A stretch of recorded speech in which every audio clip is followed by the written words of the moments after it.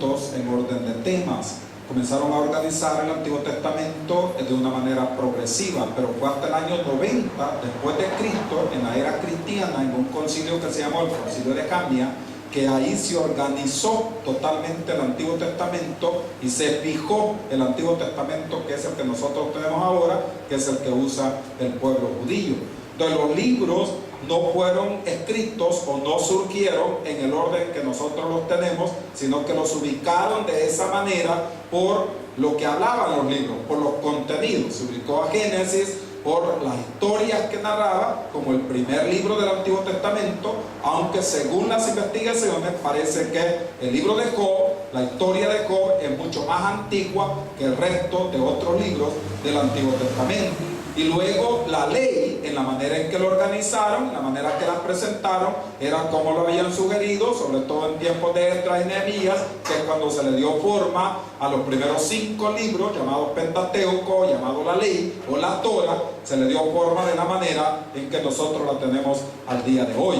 Por ejemplo, en el libro de Éxodo, que hemos visto cómo se formó la nación de Israel, cómo la mano de Dios estuvo con ellos, cómo les sostuvo, cómo les guió, cómo les corrigió la dureza de corazón, la desobediencia, la rebeldía del pueblo, camino hacia la tierra prometida.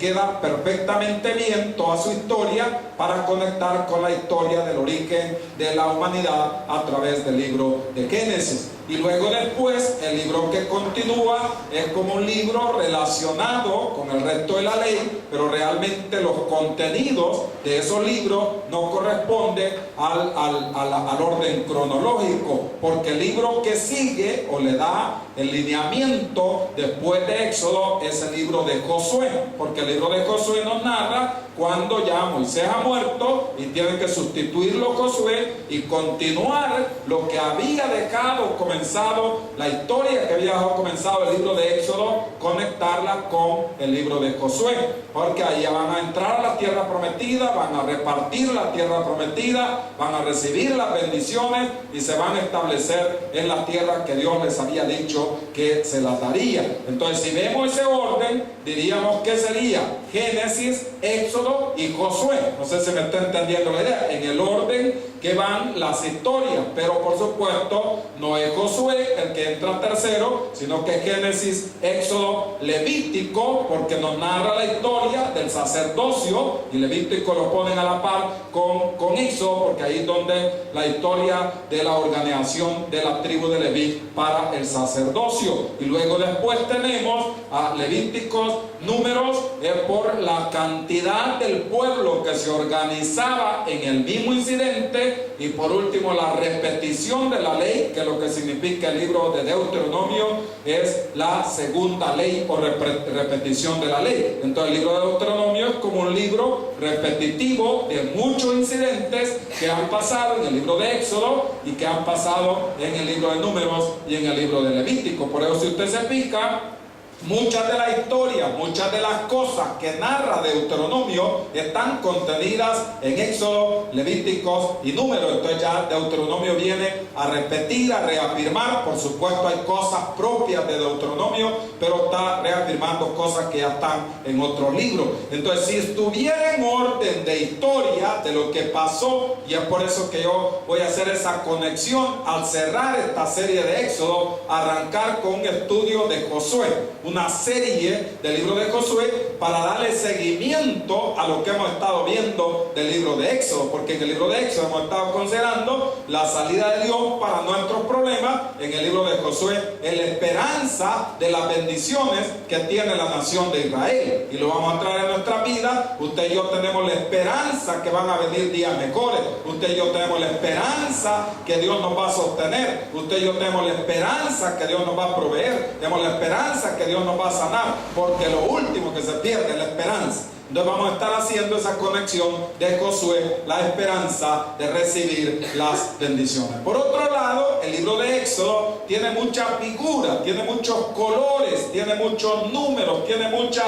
situaciones que tienen un significado espiritual. No están ahí por coincidencia, están ahí porque cada detalle de las figuras, de los colores, de las banderas, tiene que ver con la manera en que Dios habla con la nación de Israel. Hay una curiosidad que cuando se forman las tribus en ese recorrido, allá en el Antiguo Testamento, las tribus se van identificando con escudos y con banderas. A ver, algún día les vamos a presentar, no lo voy a hacer ahorita, porque cada tribu tenía una bandera y cada bandera tenía un escudo y cada escudo representaba el grupo de familias que formaban parte de esa tribu. Por ejemplo, la tribu de Judá, que es la que más conocido era la bandera la identificaba el león, y el escudo dentro de la bandera de la tribu de Judá era el león, el rey, el rey de la selva, el rey de los animales, y por eso lo conecta con Cristo en el Nuevo Testamento, que dice que Cristo es el león de la tribu de Judá, porque lo identificaba la bandera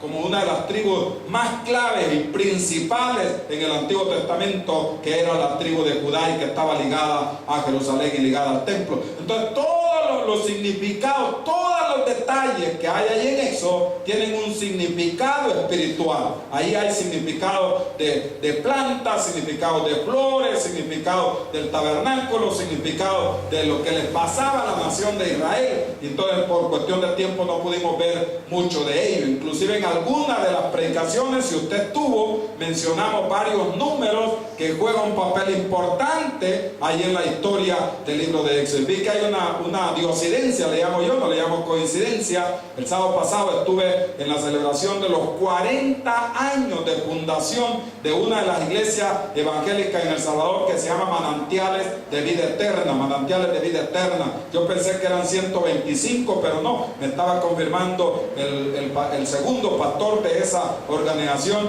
que son 180 iglesias las que tienen en todo el país. Tienen iglesias en Canadá, en Australia, en Sudamérica, en Estados Unidos, y tienen bastantes iglesias por todos lados, y estaban cumpliendo 40 años. Y habíamos estado estudiando hace unos días, si usted se acuerda, que el número 40 es el número de prueba. El número 40 es el número que lo vemos ahí como Dios probando a la nación de Israel. Los 40 días y 40 noches que Jesús ayunó. Y se acuerdan que estudiamos hace apenas unos jueves el significado del número 40, y yo les decía que diosidencia, ustedes cumpliendo 40 años en el cual Dios les ha probado, les ha sostenido, les ha ayudado, y siguen haciendo la obra de Dios. Se llama Manantiales de Vida Eterna. ¿Cuántos lo habían oído mencionar esa iglesia? Manantiales de Vida Eterna, una iglesia evangélica que ha hecho un trabajo extraordinario en este país. Entonces hay mucho simbolismo ahí, y ahora yo les quiero rescatar uno de ellos. Así de que ahora vamos a estar hablando del arca. Vamos a estar hablando del arca del pacto, no del arca de Noé. Esa es otra cosa,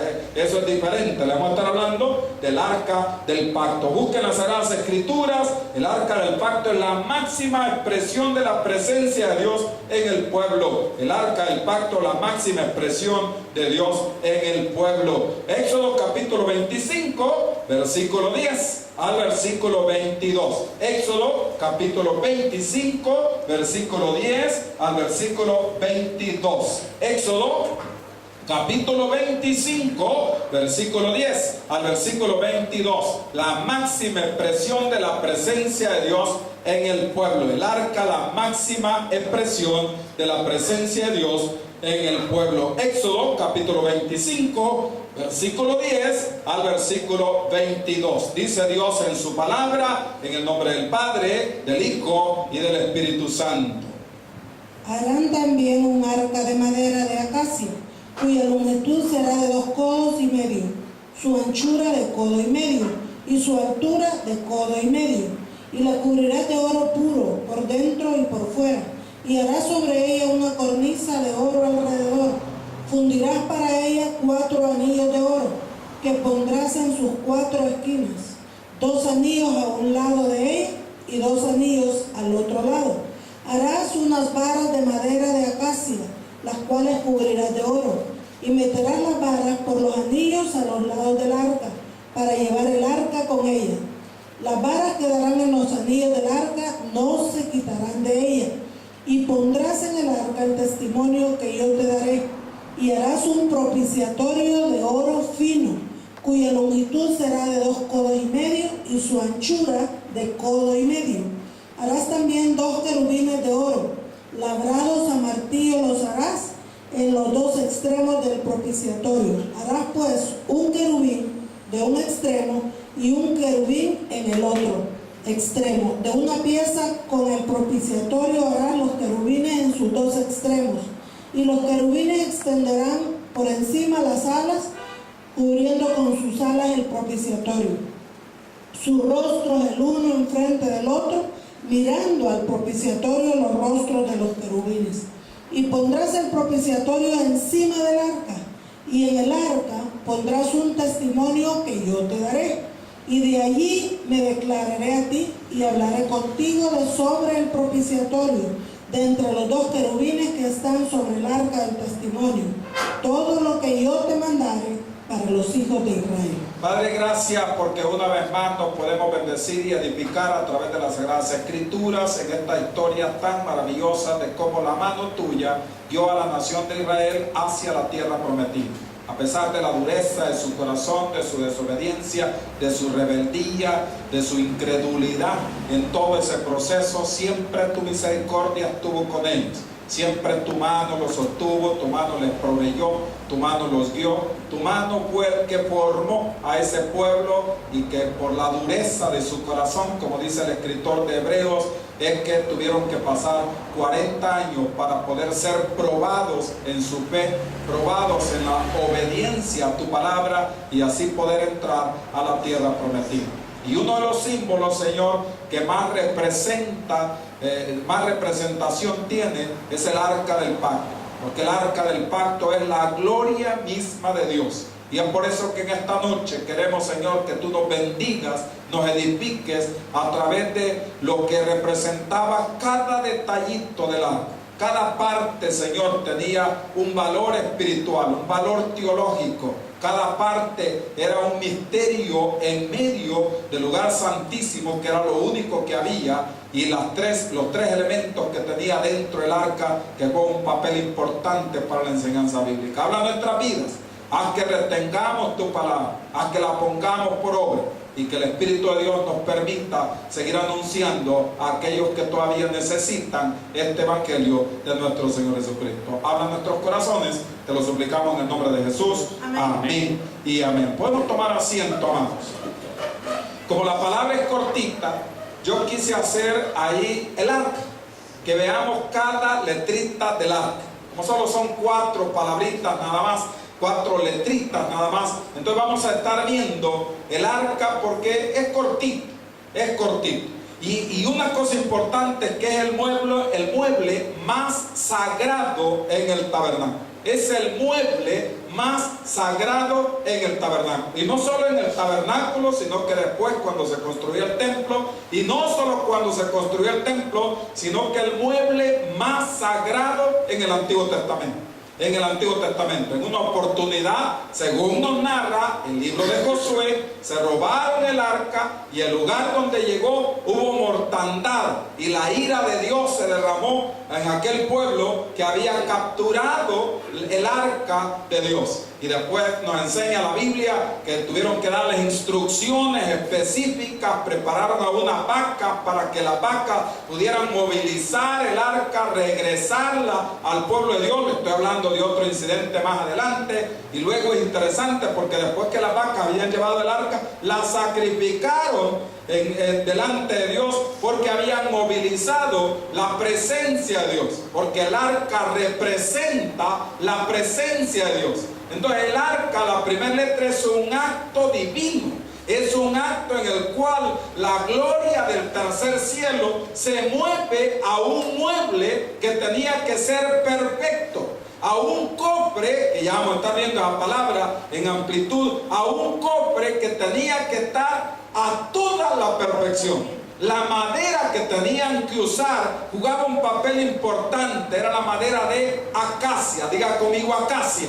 Era la madera más olorosa olorosa, digámoslo así, despedía un aroma muy agradable, había mucho de ello. Ya vamos a ver algunos detalles de esa madera un tantito más adelantito. Y entonces, y a veces esa madera, ese árbol crecía como 5 metros de altura, y entonces tenía echaba unos racimos de flores amarillas preciosas que se podía ver desde lejos la flor que esa acacia representaba. Curiosamente, cuando usted y yo vamos al último capítulo de Job, en el capítulo 42, una de las hijas de Job tenía el nombre de esa planta que estaba en el arca, porque Cesia, diga conmigo Cesia, significa acacia. O sea, era esa planta, esa flor de la cual habían hecho el arca. Entonces Cesia es como la gloria de Dios manifestada en ese nombre. Qué bonito eso, mira, ahí de que todas las Cecias, que Dios les bendiga, siempre me gustó el nombre a mí,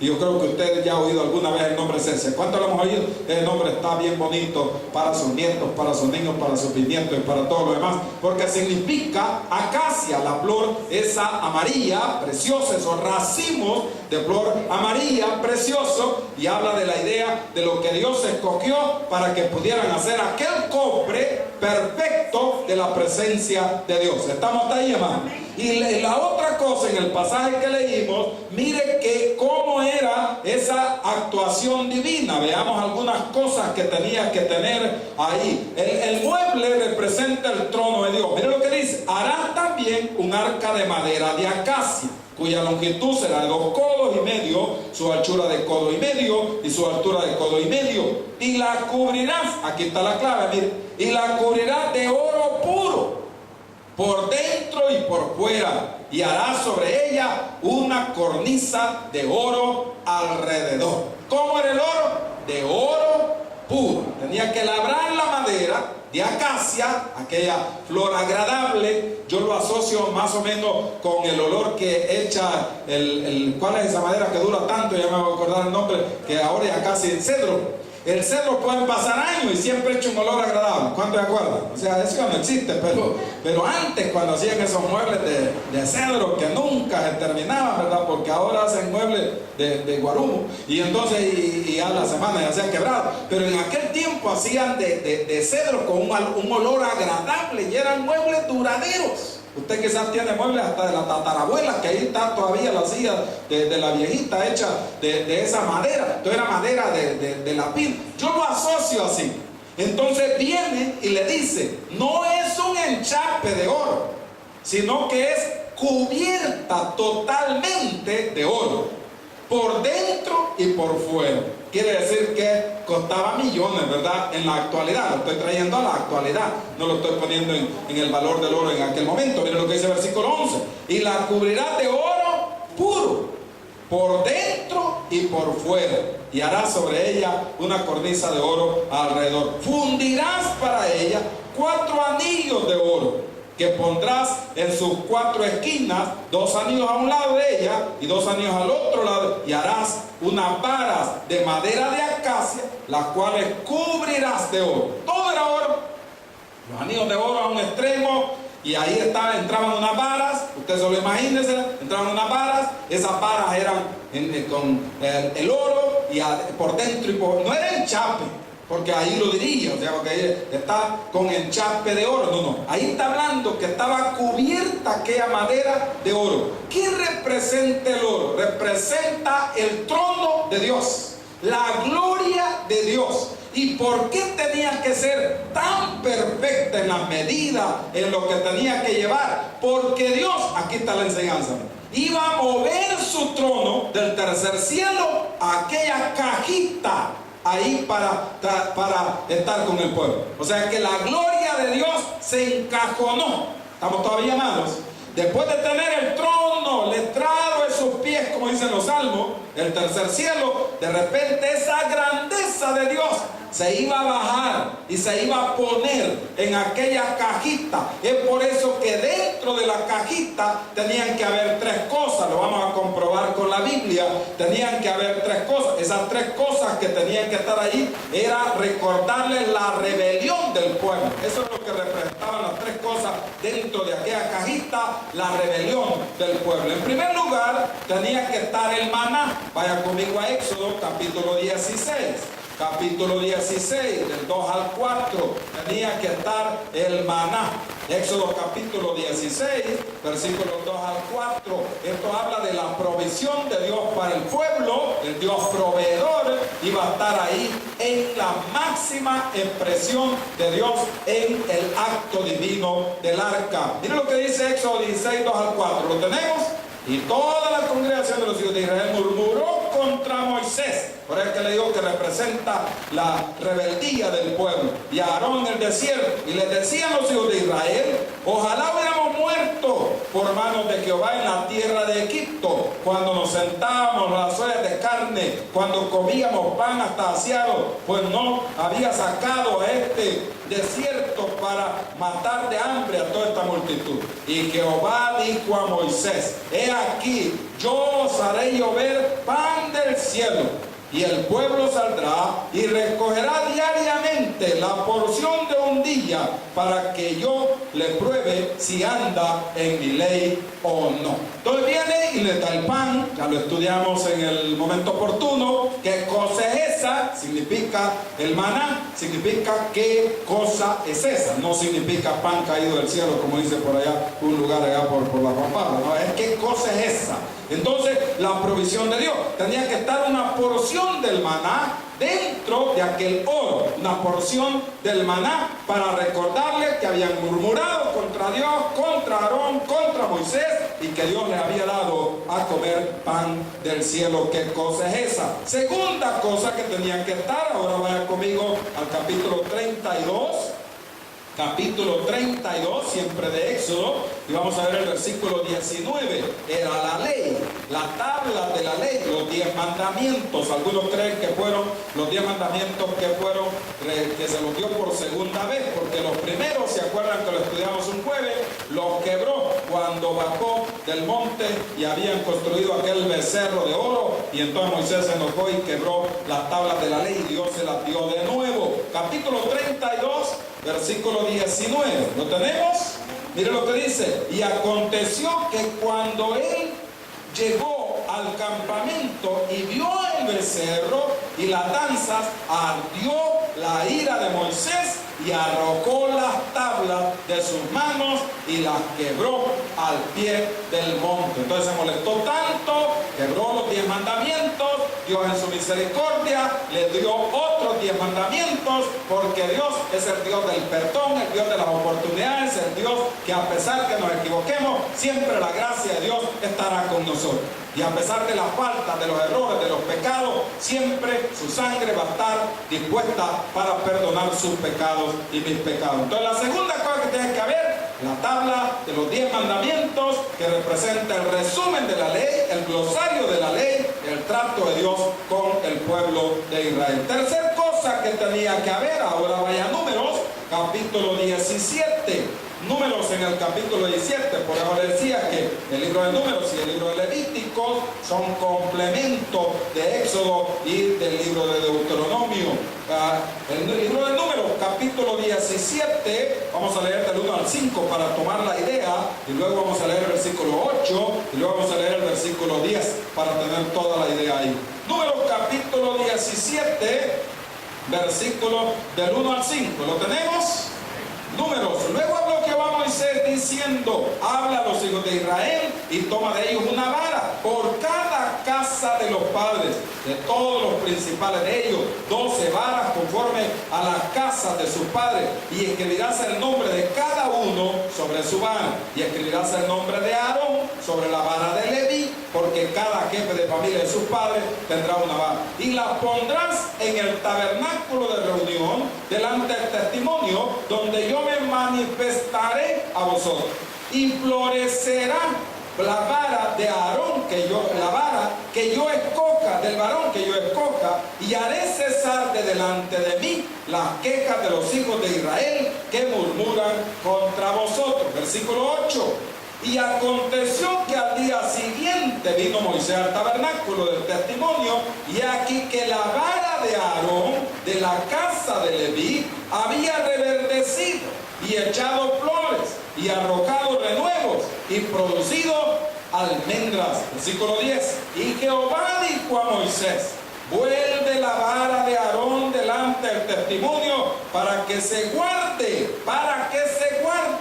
por señal a los hijos rebeldes, y hará cesar sus quejas de delante de mí para que no mueran. ¿Cuál es la vara que tenían que poner ahí? ¿La que iban a guardar?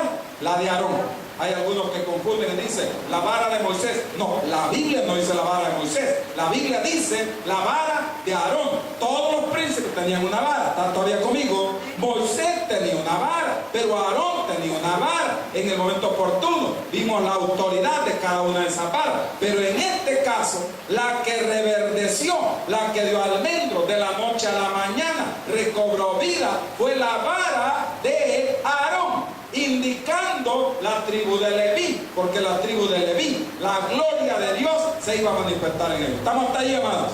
Entonces reverdece la vara de Aarón de una manera milagrosa. Ponen todas las varas de todos los príncipes, estamos, amados, y a la noche siguiente ha reverdecido y tiene almendras. No sé cuántos se acuerdan, creo que en tercer grado, ¿verdad?, que nos hacían poner aquella semillita en algodón y a veces en un poquito de tierra, y uno lo llevaba a la escuela. ¿Cuántos se acuerdan de eso? Le ponía de maíz, de frijol, y entonces le decían que la viera ahí cuando iba brotando. La que yo nunca entendí cuál era la lección que aprendía, pero así nos enseñaban. Así nos enseñaba. Uno de adultos pregunta: ¿y para qué lo hacía? O sea, por supuesto que son información que hay que conocer después. Yo me acuerdo que le pedían a uno que llevara, no sé si a ustedes lo pidieron, que metiera un pescado en un bote, y uno iba ahí con el bote y el pescado para enseñarle todo lo del pescado. Allá aprendí, nunca se me olvidó, que el pescado dentro del agua se llama pez y fuera del agua se llama pescado, porque ya lo pescaron. Entonces, y él le enseña cositas, ya los detalles que son importantes. Entonces, la idea aquí es que milagrosamente la vara de Aarón reverdeció.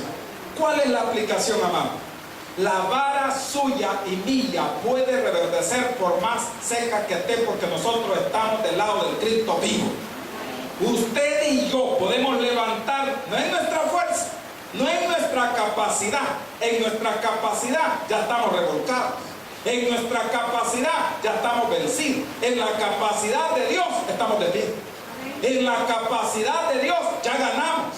En la capacidad de Dios ya vamos por la recta final, el Real Madrid en la Champions.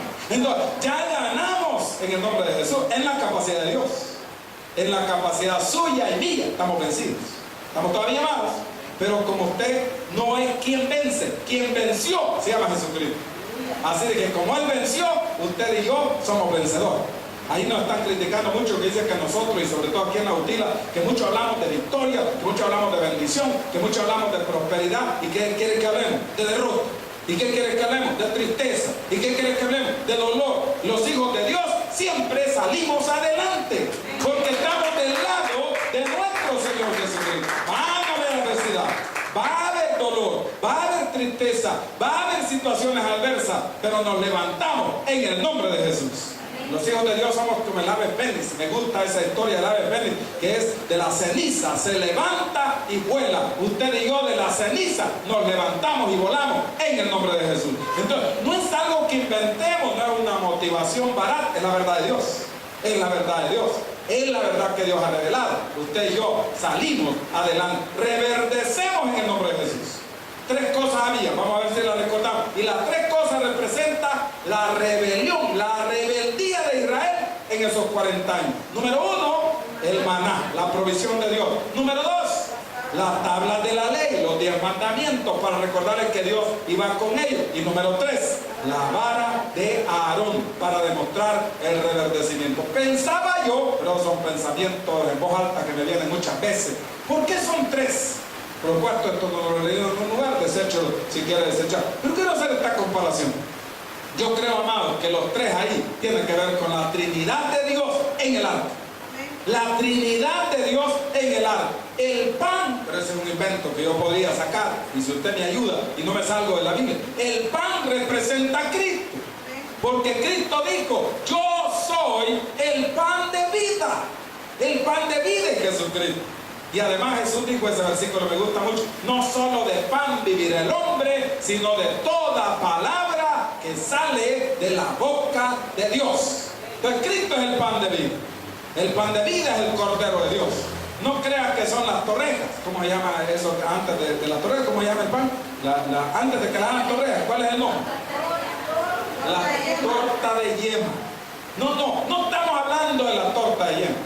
Un día de estos antes, ahí en los días de Semana Santa, fue una panadería porque andaba buscando pan para sacar los torreos. Tenía una cantidad exagerada de tortas de yema, pero exageradas. Y no digo que sea malo, es rico, y por aquí hasta nos mandaron de una niña que estaba haciendo experimentos y les quedaron muy buenos los experimentos, y les quedaron muy ricas las tortas. Pero ahí no está hablando de eso. Está hablando que Cristo es el pan de vida. Y como Cristo es el pan de vida, nosotros tenemos vida al comer a Jesucristo de una manera figurada.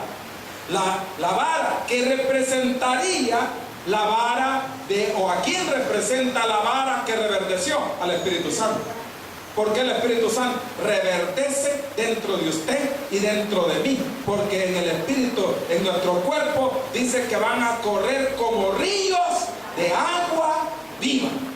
Ojalá que dentro de su cuerpo y dentro del río corran ríos de agua viva. En algunos le hace más fácil porque hay más espacio para que corran los ríos de agua viva. En otros se hace más difícil porque apenas así todos ejecutados. En el caso de Jorge no nos ha venido, ¿verdad? Entonces son rillitos los que van pasando ahí. Pero la vara que reverdece representa, o podríamos aplicarlo al Espíritu de Dios. Y las tablas de la ley, el Padre. Porque quien nos da la palabra de Dios es Jehová Dios. Las tablas de la ley, Dios que estaba poniendo las reglas del juego, la ruta a seguir. Entonces la A es un acto divino. La letra que sigue, la R, representación perfecta de su gloria. Representación perfecta de su gloria. Nadie podía tocar el arca, ni siquiera ver el arca. Por eso el arca tenía esos querubines sobre el arca, porque querubín significa en el hebreo protector. La protección de la gloria de Dios. Allá en la presencia de Dios, en el tercer cielo, hay querubines. Satanás era uno de ellos, estamos todavía llamados. Y después se rebeló contra Dios. Entonces los querubines protegen la santidad de Dios, la gloria de Dios. Los dos querubines que unían las alas sobre el arca representan la protección de la gloria de Dios. Y nadie podía ver el arca porque moría. Es por eso que el arca tenía que estar en el lugar santísimo, en la tienda de campaña, en el tabernáculo, después en el templo de Salomón la pusieron igual en el lugar santísimo, totalmente separada del pueblo. El pueblo no podía acercarse al arca. Solo se podía acercar el sumo sacerdote un día, una vez al año. Y parece que la enseñanza bíblica era que todo el día permanecía en el lugar santísimo, contiguo al arca, en la gloria de Dios, una vez al año. Ya hemos estudiado otra vez la historia que el sacerdote entraba y entraba con unas campanitas y entraba el sumo sacerdote y entraba con una cuerda y entraba totalmente purificado allá donde estaba el arca, permanecía el día en la presencia misma de Dios. Solo el sumo sacerdote que lo seleccionaba, estamos todavía llamados. Y si el sacerdote no había estado o no estaba totalmente purificado, inmediatamente se abría el lugar santísimo, moría. Y esa cuerda que llevaba trabada con esa campanita, él la estaba moviendo constantemente para decir, está vivo todavía. No sé si bonito ahí va. Y de repente ya no se mueve, ya murió. Y como nadie podía entrar, tenían que jalar al sumo sacerdote, que ahí estaba la gloria de Dios. Miren qué precioso. Dios bajó para el pueblo. Ahora lo vamos a traer. Dios en Cristo bajó para hacerse igual que usted, igual que mí, sufrir igual que usted, padecer igual que usted, para poder entender la situación del hombre. ¿Por qué Cristo nos entiende? Porque Él vivió igual que usted, igual que yo, tuvo hambre, se cansó, durmió, caminó, trabajó, habla Señor de tu pueblo. Entonces, para estar al mismo nivel suyo y mío. Por eso es que dice la Biblia que la gloria de Dios está en Cristo, porque Cristo es Dios. Entonces, ahí está ya la presencia de Dios. Entonces, representa la máxima expresión de la gloria de Dios. Y la gloria de Dios ahora es diferente. Ahora la gloria de Dios está dentro de usted y dentro de mí. Ahora ya tenemos el arca dentro, a través del Espíritu de Dios. O sea que el lugar santísimo, hablando simbólico, está dentro de nosotros. Usted y yo somos parte del lugar santísimo. Y si somos parte del lugar santísimo, por eso Dios exige, apártense, búsquenme, hagan las cosas bien. No que seamos perfectos, pero tratar de hacer las cosas bien. Yo creo esto que le voy a decir, amado. Dios conoce hasta nuestra intención. Yo quiero, Señor, yo quiero hacerlo bien. Ya Dios lo toma en cuenta. Ya Dios lo toma en cuenta. Como también Dios conoce la planificación del pecado. Ya también Dios la conoce. Si ni lo estás intentando, si ni te estás esforzando. Cuando usted y yo nos esforzamos, dice Dios, te voy a ayudar. Lo estás haciendo de corazón, porque a Dios se le sigue de corazón. A Dios se le busca de corazón. A Dios no se le busca religiosamente. Hablamos en Semana Santa que nos enseñaron mal, que en Semana Santa hasta ya tenemos la cara que transformamos. ¿Por qué Semana Santa? Pues solo la Semana Santa. ¿Y después qué? Si todos los días son santos creados por Dios. Entonces debemos de mostrar arrepentimiento siempre. No solo en ese tiempo. Yo siento que a veces hasta le falta el respeto. Un día de esto pasando los canales estaba la señora Tula de ese programa, hasta irrespetuoso. Yo le digo a mi papá, ¿cómo se le ocurre a un sacerdote de ese programa? El señor irrespetuoso de la corte de Dios. Un programa, no sé cuánto lo han visto. Hombre, el programa hace, y más que se ve, pues como eso lo pasan en todos los medios de internet, de los canales de 2, 4 y 6 en el mundo. Así son los salvadoreños. No, hijo, así no somos. Estamos todavía amados. Las quechas pupusas no son así. Que siempre puede ser ¿cómo llama? Como la tencha. No, amado, no los salvadoreños no somos así. No me confunda. Mira, así son los salvadoreños, todos los salvadoreños. No somos así. Aquí habemos hijos de Dios siguiendo a Cristo. Y respetamos a Cristo. Y lo respetamos porque Cristo se merece el respeto. ¿Sabe por qué merece el respeto? Que el Cordero de Dios, ¿no? Y el Cordero de Dios se merece nuestra admiración, nuestra adoración, nuestro respeto. Él es santo. Entonces representa su gloria. La tercera letra es la C, el cobre de madera. Fíjense que había una variedad de acacia, ahora le voy a mencionar el nombre, se llamaba adiana, diga conmigo adiana. Habían varios tipos de acacia, pero había una que llamaba adiana. Esa adiana crecía entre 5 metros máximo de altura. Y las hojas en la punta tienen como pequeñas espinas. Las hojas alargaditas y en la punta como pequeñas espinas. Y en medio de las hojas salía a manera de racimo las flores color amarillo. A manera de racimo las flores color amarillo. Y del color amarillo se transformaba a unas pequeñas vainas. No sé cuántos han visto la de flor de fuego. La vaina que echa la flor de fuego, parecido a la flor de fuego, una pequeña vaina, y había muchas semillas, que era el fruto que daba la acacia. Pero el énfasis en la acacia estaba en el racimo amarillo en medio de las hojas. ¿Por qué Dios escoge la acacia con aquel olor agradable? Porque en el simbolismo del Antiguo Testamento siempre tenía que haber incienso en el tabernáculo. Y el incienso era el olor agradable de su presencia. El Nuevo Testamento dice en Apocalipsis que el incienso es la oración de los santos, el olor agradable nuestro hacia la presencia de Dios. Pero tenía que haber olor agradable. O sea que cuando se entraba al tabernáculo, es como cuando usted entra a esos lugares donde venden olores orientales. ¿Cuándo hemos entrado? que usted hasta siente el olor y hasta la esposa se acerca de él. ¡Ay, que huele! ¿Cuándo nos va a pasar? Y ya cuando uno compra en la casa no es igual, ahí huele porque hay de todos los olores y le ponen una cuestioncita como que son estrellitas. ¿Cuántos le hemos puesto? Y le ponen fuego y el olor. ¡Qué rico el olor! Así era el tabernáculo. O sea que en el tabernáculo, cuando se entraba, era un gran olor el que había ahí. Y más que el candelabro, tenía aceite de manera permanente que también despedía olor.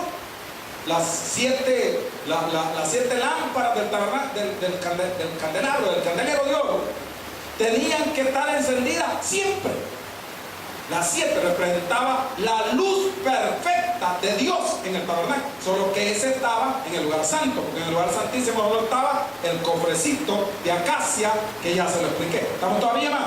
En el lugar santo, ahí sí estaba el candelero de oro, y ahí estaban las luces de manera permanente, que la que habla Samuel, que antes que la luz de Dios fuera apagada, porque ya cuando llegaba bien noche, por unas horas, a veces se apagaba. Dios llamó a Samuel en la historia del libro de Samuel, aunque cuando surgió originalmente, de manera permanente, estaban las luces.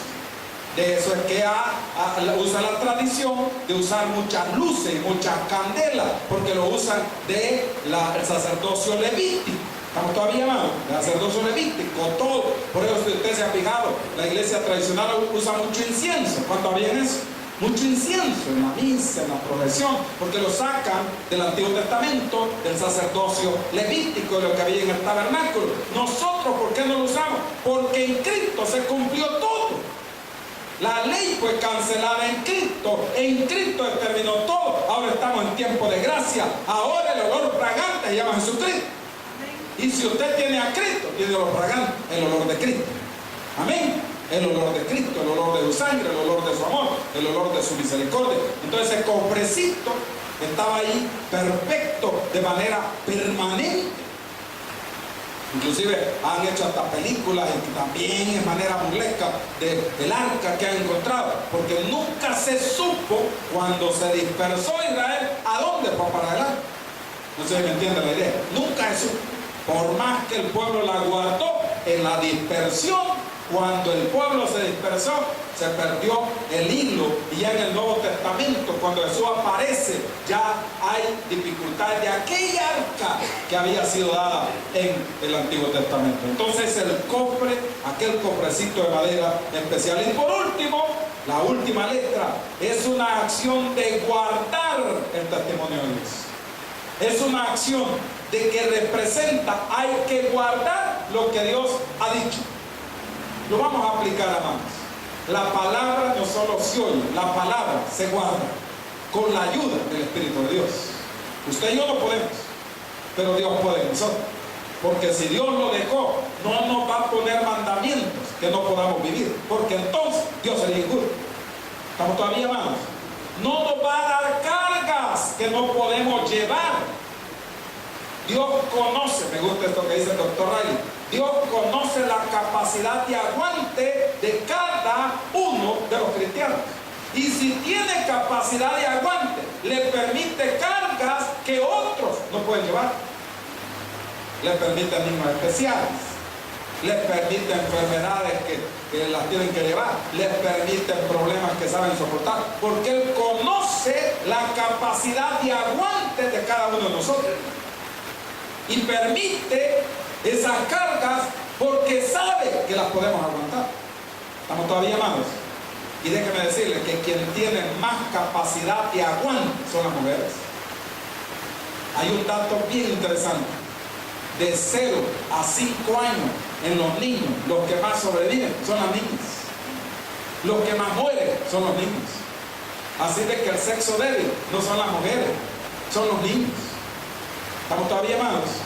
Los niños son los que más mueren. Y las niñas sobreviven más. Una capacidad de aguante. Que aguanta la rebeldía de los hijos, pero las aguanta. Así lo que sea, pero es mi hijo. Y si no, vuelve a ser. Tienen esa capacidad de aguante. En el tiempo que estamos viviendo, yo creo que los corazones de las madres están angustiados permanentes. Cada vez que sale, corazón chiquito, ya va a regresar, ya va a venir. Y nuestros hijos no ven el peligro. Y entonces, es que exagerás, mamá, es que vos no querés que venga a las 12 de la noche. A las 12 de la noche, solo lo puedo ver en la calle. Y los evangélicos, mi hermano, porque como andan saliendo de la vigilia también, dicen que los que andan a medianoche van a los bolos y los evangélicos saliendo de la vigilia. Pero las mamás están angustiadas por sus hijos y tienen esa capacidad de aguante. Entonces, ¿qué podemos aprender de esto? Dios nos permite cosas para que nosotros crezcamos en la vida cristiana, pero no nos deja. Porque a la par de cada problema hay una salida proporcionada de parte de Dios, porque Dios es misericordioso. A ese problema que usted tiene, hay salida. Hay salida. A la par va la salida. No la ve, pero ahí está, porque Dios se la provee. Porque la misericordia de Dios nos permite los problemas, pero nos da la salida. Por lo tanto, con Cristo tenemos todo. Entonces, si tenemos todo con Cristo, Dios nos ayude para seguir adelante. No se aparte de Jesús, no se aparte de Dios, y todo lo que aprendemos, que Dios nos ayude para ponerlo por obra. Denle un fuerte aplauso al Señor. Padre, gracias por tu palabra, gracias porque nos has permitido reflexionar en el arca, la máxima representación de Dios en la nación de Israel. Es el mueble más sagrado en todo el Antiguo Testamento, en todo el tabernáculo, porque es un acto divino, el trono de Dios moviéndose del tercer cielo para morar con el pueblo de Israel. Y la representación perfecta de la gloria tuya que había descendido. El cofre perfecto con la madera ideal y con el metal perfecto que es el oro. Y por último, que es una acción de guardar lo que ahí estaba de una manera especial. Ahora podemos aplicarlo. Ayúdanos para guardar tu palabra, para